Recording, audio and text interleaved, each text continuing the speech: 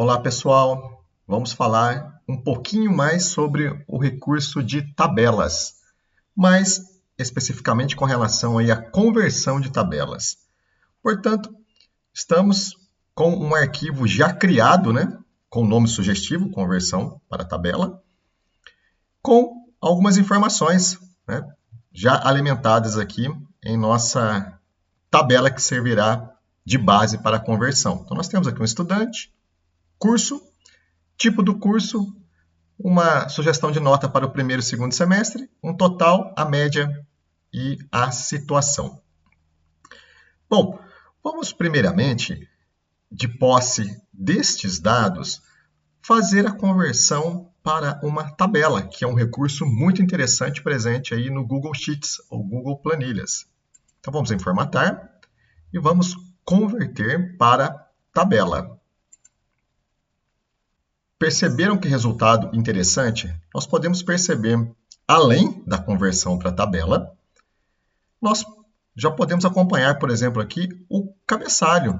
Podemos, por exemplo, definir o tipo de informação que está no cabeçalho. Podemos também dar um nome para a nossa tabela. Vamos dar um nome para ela de estrutura tabela. Nós podemos observar ainda, né, principalmente com relação aos campos aqui avançados do nosso cabeçalho, que o Google Sheets oferece para nós aí uma maneira muito interessante, muito intuitiva de organizar e analisar os dados. Por isso nós chamamos aí, por exemplo, de estrutura, né, com várias funcionalidades avançadas, como filtros, a ordenação, formatação, as formatações condicionais. Nós podemos aí, por exemplo, ajustar intervalos para poder, por exemplo, aumentar a nossa produtividade em relação aí às nossas ferramentas orientada a tarefas. E vamos aproveitar as ferramentas aí propostas na nossa tabela de estrutura.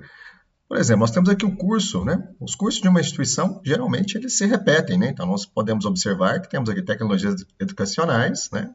Aparecendo duas vezes, né? Temos a engenharia ambiental.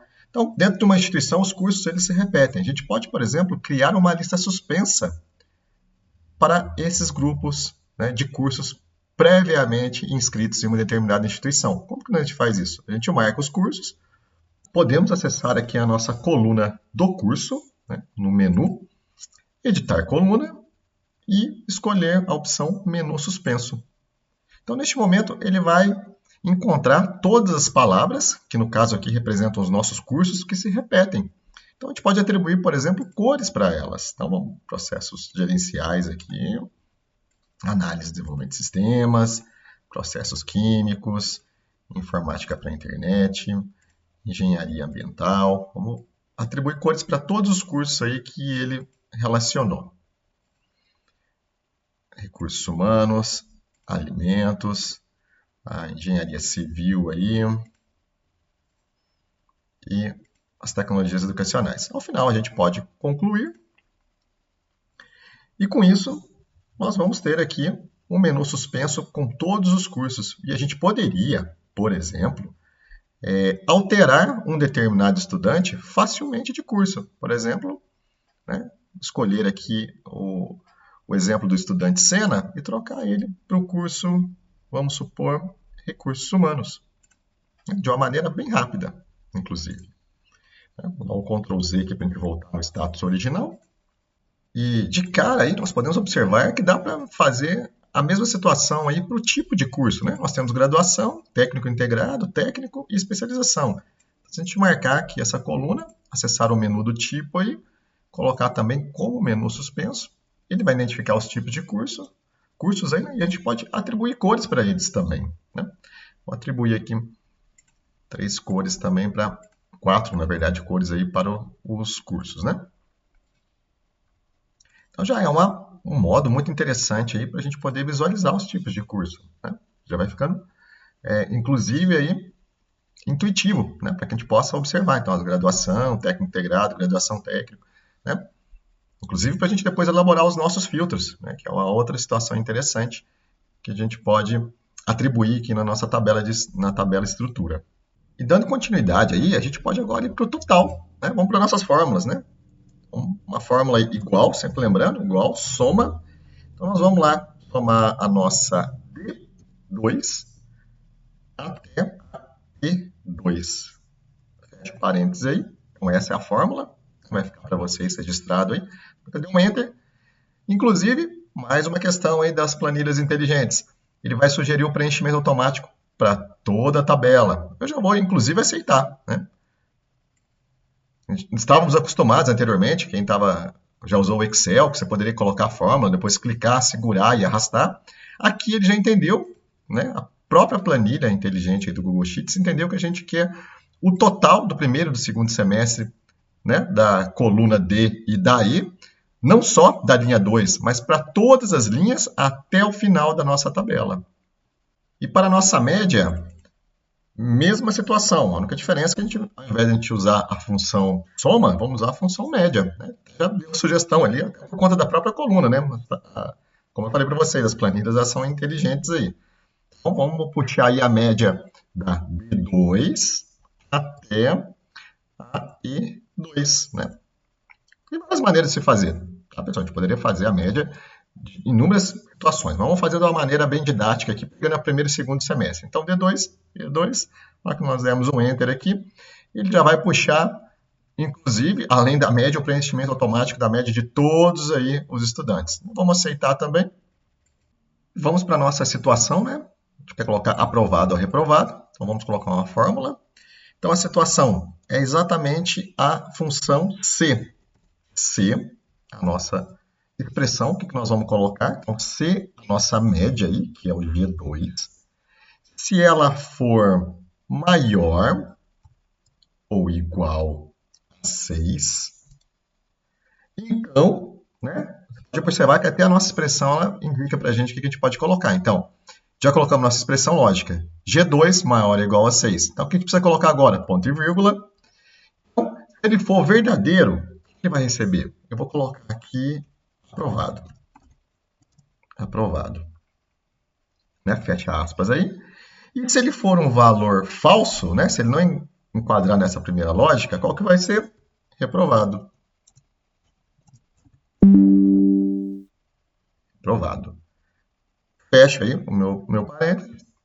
Né? Ele vai indicar para nós aqui. Inclusive, ele está dando um retorno, né? Validando aqui para nós. Então, essa é a expressão completa aí para nós. Se G2 é maior ou igual a 6, se isso for verdadeiro, na nossa expressão lógica, ele está aprovado. E se ele for falso, depois do ponto e vírgula, aqui ele está reprovado. Vamos dar um Enter. E, assim como ocorreu nos casos anteriores, ele sugere aí o preenchimento inteligente. Né? Vamos clicar aí em aceitar o preenchimento inteligente. Sempre lembrando, né, que nós temos aqui acesso à nossa fórmula aqui na barra de fórmulas. Mas é o seguinte, aqui a gente colocou apenas dois status, aprovado e reprovado. E vamos colocar uma terceira condição aí que supostamente na nossa instituição seria a recuperação. Vamos lá, como que poderíamos fazer isso? A gente pode fazer então da seguinte maneira. Então, nós vamos manter aqui então o status de aprovado, então aprovado está ok, né? Então, eu vou simplesmente apagar aqui, né, a questão do reprovado. E nós vamos colocar uma outra condição. Por exemplo, se ele tirar uma nota menor do que 6 e maior ou igual a 4, se ele tiver nesse intervalo, então, maior ou igual a 4 e menor que 6, então ele vai estar de recuperação. Como que a gente pode fazer isso? Muito tranquilo. Basta colocar um C novamente aqui. C. Qual que é a nossa condição? Então, a gente tem que abrir novamente o parênteses para colocar uma nova condição. G2. Se ele for maior ou igual... se ele for maior ou igual a 4. Eu não preciso colocar um intervalo de 6, porque o 6 já tem a primeira condicional. Se ele for verdadeiro, ele vai cair já no aprovado. Então, chegando nesse ponto aqui, a gente pode indicar para ele um ponto e vírgula, vamos abrir uma aspas duplas aí, e o status dele vai ser a recuperação. Então, a recuperação. Né? Vamos fechar aí as nossas aspas duplas. né? Então, se ele tiver uma nota aí, né, maior ou igual a 4, né, já considerando que ele já passou pela primeira condição, então a gente não precisa repetir novamente, né? Ele vai fazendo por ordem, hein? O cálculo ele é feito por ordem. Então, se ele não estiver nem na primeira condição e nem na segunda condição, aí sim ele vai ter o status de reprovado. Notem que a gente pode otimizar nossas fórmulas aqui. A gente poderia fazer, colocar todos os cálculos, ó, entre um e outro é isso, entre esse e aquilo. Mas aqui a gente vai otimizar. Maior ou igual a 6, aprovado. Se ele for maior ou igual a 4, de recuperação, se não tiver no primeiro, se não cair, se não se enquadrar aqui no primeiro critério. E o último critério, eu não preciso falar que é menor que 4. Se ele não caiu nenhum dos dois, logo ele vai estar reprovado. Então, vamos fechar nossas aspas aí. Fechar o parênteses por 2 vezes. Né? Porque a gente abriu o parênteses aqui nessa condição, fechou aqui na primeira condição do G2 maior ou igual a 4 e fechamos o outro parênteses aqui na condição do primeiro C, G2 maior que 6 para o aprovado. Então, vamos dar um Enter aqui. E mais uma vez, a nossa planilha ela é inteligente. Então, já vou sugerir a atualização, inclusive, para a nossa nova fórmula. Vamos aceitar aqui. Então, aumentar um pouquinho para privilegiar a nossa leitura. Então, percebam que ele, através da função C, ele fez o cálculo, né, lógico muito interessante para nós aí. Então, pegamos o exemplo aqui do Senna, aqui 9,5 aprovado, Gomes, né, 5,5 de recuperação, e nosso caso aqui, o Barrichello, por exemplo, com o status aí de reprovado com 3,5, né, e todas as nossas funções C aí sendo devidamente aí replicadas até o final da nossa tabela. Bom, vamos incrementar aí a nossa situação inserindo cores para nós. Então, por exemplo, aprovado, verdinho, recuperação, amarelo e o reprovado, um vermelhinho, né? Para a gente conseguir criar mais um filtro visual aqui para nós, para facilitar a nossa compreensão em cima da tabela nossa estruturada. Então, muito simples. Basta clicar aqui em uma determinada célula. Vou deixar como sugestão aqui a H2, para que a gente possa definir o intervalo. Vamos clicar em formatar, formatação condicional. E nesse momento, assim como eu comentei anteriormente, já vamos definir o intervalo das nossas condicionais para as cores, né, da nossa formatação condicional. Então, ele vai da H2 até a H14, até o último nome da nossa lista aí. Opa, H14. Ok. Então, ele vai pegar o nosso intervalo. Então, regras de formatação. Vamos pegar aqui uma regra. Basta clicar aqui no nosso menu suspenso. Quando o texto contém. Então, se ele contém aprovado, então, vamos selecionar uma cor. Né? A cor padrão aqui para nós já está, inclusive, verdinho. Então, vamos concluir que é exatamente isso que a gente necessita. Mas assim, a gente só fez por enquanto do aprovado. Vamos adicionar mais uma regra? Então, vamos adicionar uma segunda aqui. Para a nossa segunda regra, né, do H2 também até o H14, quando for reprovado. Quando for reprovado, ele vai receber, então, uma cor aí, um vermelhinho. Tá? Não vou concluir ainda não. Vamos adicionar uma terceira regra. E a nossa terceira regra, quando ele estiver de recuperação. Quando ele estiver de recuperação, vou colocar aí um amarelinho. Aí sim, agora vamos concluir. Então, ele criou a regra de formatação condicional para 3 situações aqui, aprovado, reprovado e também para a recuperação. Perceberam como ficou um visual interessante? Podemos fechar já aqui a regra de formatação condicional. Olha como que ele ganhou um aspecto visual muito interessante, né? Inclusive, a gente pode observar na nossa barra de formas, né? A fórmula que foi aplicada. Podemos observar a forma que foi aplicada na média, a soma, né? E nós podemos aproveitar os nossos filtros. Clicando na coluna da situação, no nosso menu, podemos filtrar, por exemplo, apenas aqueles alunos que foram aprovados. Ou mesmo, vou dar um Ctrl Z aqui para retornar o filtro, ou mesmo classificar aqui na nossa média. Então, a gente pode exibir aqui de Z para A. Então, de Z para A seria do maior para o menor. Então, as maiores notas para as menores. Poderíamos executar filtros aqui do tipo de curso, por exemplo. Idem, podemos adotar aqui de A até Z. E idem também para o curso, né? Basta vir aqui, filtrar e selecionar os cursos que vocês desejam visualizar. Tá? Vou cancelar aqui.